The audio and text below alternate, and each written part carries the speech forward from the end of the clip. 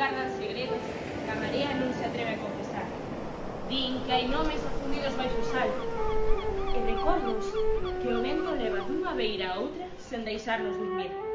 Por iso, ese home camiña cara a terra, deixando atrás o rumor das ondas. Non vai pescar. Vai buscar o que queda de nós cando o mar rompe contra as pedras e desaparece.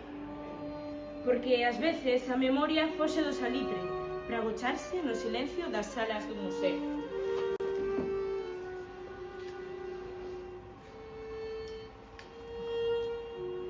Entón, a luz cambia. Os azuis de paisaxe mariñeiro se ven vivos 100 anos despois. Hai pinceladas que aínda mollan. Hai cadros nos que o sol queda preso para sempre, mentres a ría continúa respirando fora, lenta, antiga e interminable. Mais o mar nunca foi só beleza.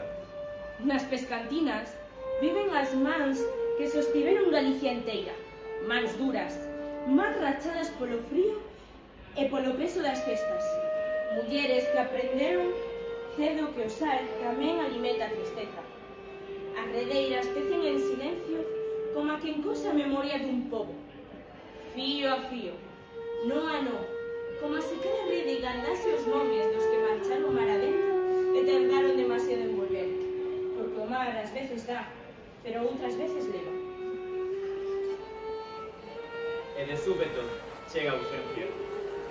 Na madeira de que volva, habita unha palabra pequena. Volve. Non mira o mar, mais todo nela é océano. Na súa postura habita a espera. Nas súas mans o medo ás antigas ondas.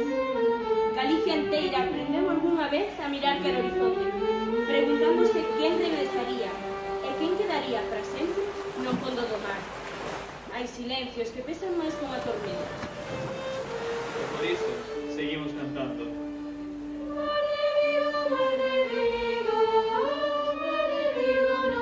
As voces mestúranse co vento, cas gaivotas, co son das cordas batendo nos mastros do porto. A música sobe como a marea entre as pedras de bouzas. Xa non sabemos se o eco ven da ría ou das paredes do museo. Tal vez o patrimonio sexa iso, o que o tempo non conseguiu afundir.